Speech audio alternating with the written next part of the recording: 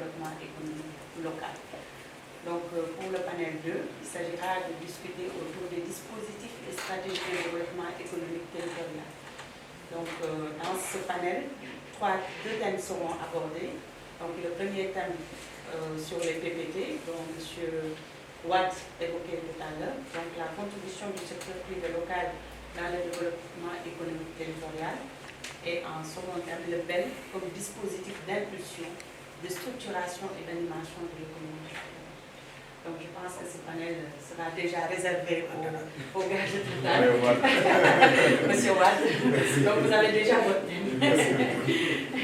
Et un dernier panel portera sur le financement. La commission globale, la promotion du développement économique social de la localité. Donc ce dispositif aussi, c'est un espace de dialogue et d'action.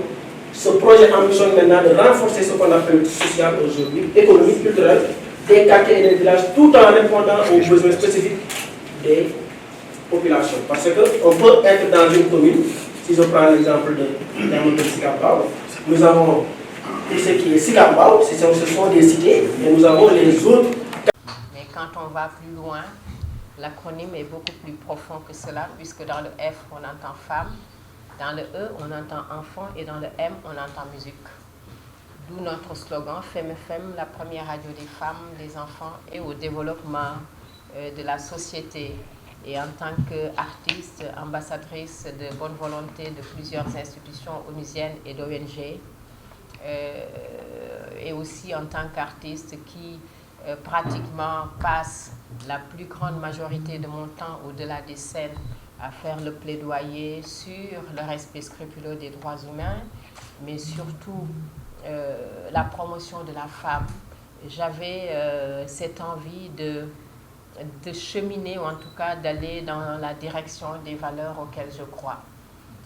La défense des droits humains, la promotion de la femme, permettre aux femmes d'avoir une vitrine pour communiquer, aux enfants de s'éduquer, puisque je voyais que dans les médias, il y avait une absence totale de programmes d'éducation, ce qui nous a mené à la dérive de tout ce qu'on voit aujourd'hui, surtout avec l'avènement des réseaux sociaux, qui aujourd'hui, au lieu de servir aux enfants, aux adolescents, à la jeunesse, de moyens de communication pour s'éduquer, pour apprendre, pour découvrir des choses, pour montrer leur ingéniosité, leur sert plutôt à s'échanger des propos qui ne sont pas appropriés, des propos qui ne, comment dirais-je, valorisent pas notre société, ou encore des propos qui ne sont pas ce que l'on sait et l'on connaît ou l'on voit du Sénégal. Et c'est toutes ces raisons-là qui m'ont amené à créer cette chaîne de radio qui, pour moi,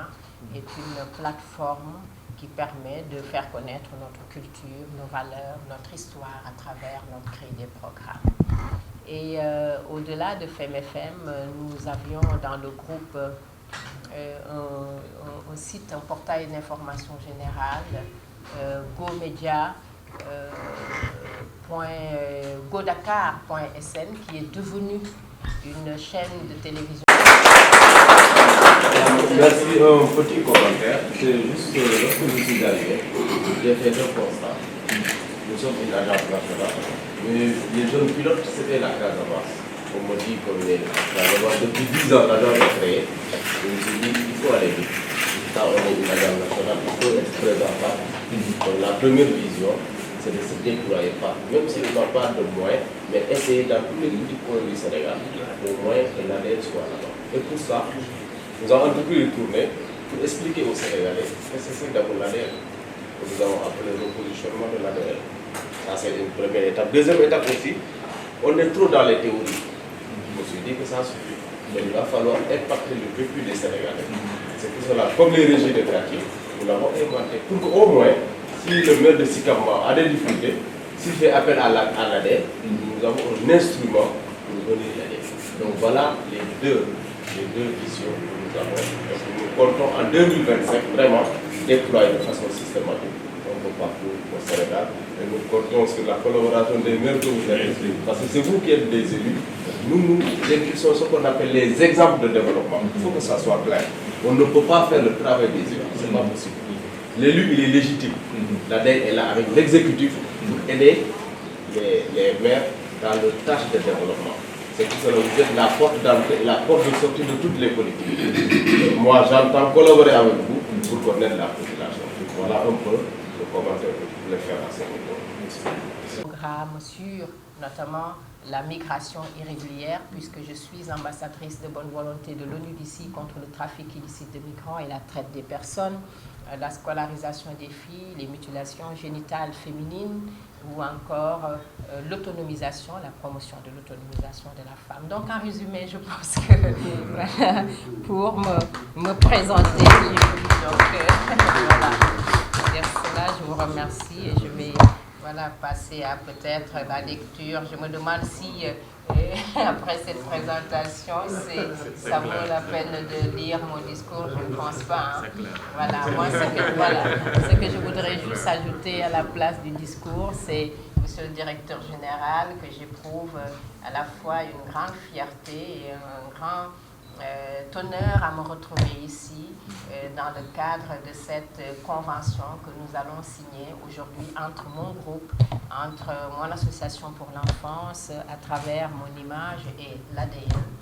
Et vous rassurer de tout mon engagement ainsi que de ma disponibilité, comme je vous l'ai dit dès le premier jour de notre rencontre, à mettre à votre disposition, à disposition de votre organisation, ma notoriété, mon image, mon expérience, mon expertise, pour qu'ensemble nous puissions développer ou cheminer pour promouvoir toutes les thématiques dont vous avez parlé tout à l'heure.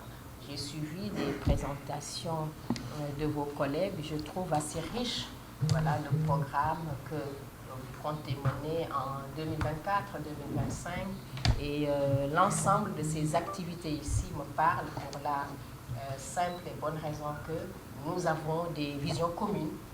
Nous avons des visions communes non seulement en tant qu'artiste dans le cadre de mes activités artistiques, mais aussi en tant que présidente d'une association humanitaire, que cela soit dans le domaine de la promotion de la femme, dans le domaine de l'éducation, que cela soit dans le domaine de la citoyenneté, puisque vos programmes parlent aussi des jeunes, à travers les JDL, que cela soit dans le domaine humanitaire. Donc pour vous dire qu'aujourd'hui, je pense que notre partenariat est justifié, puisque ensemble nous avons des visions communes. Soyez rassurés de ma disponibilité ainsi que de mon engagement. Et de cette même manière, je voudrais aussi rassurer les élus locaux qui sont ici présents, ainsi que les autres partenaires comme Catalyst et autres, de ma disponibilité, et Tatane, de ma disponibilité à vous accompagner pour le développement du Sénégal en réponse aux attentes de son Excellence, le chef de l'État, M. Bassirou Diomaye Faye, ainsi que de son Premier ministre, M. Ousmane Sonko, pour l'émergence du Sénégal. Je vous remercie. Désormais, elle sera toujours ouverte. Merci beaucoup et merci de la coopération. C'est moi qui vous remercie. Petite anecdote. Oui.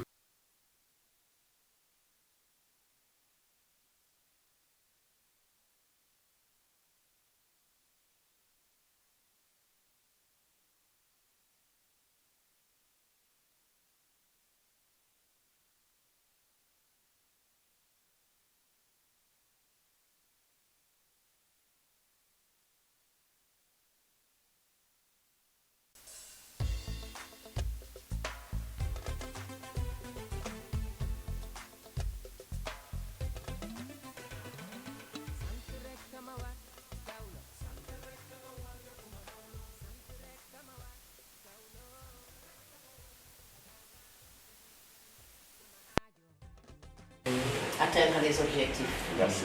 Merci. Merci. Merci.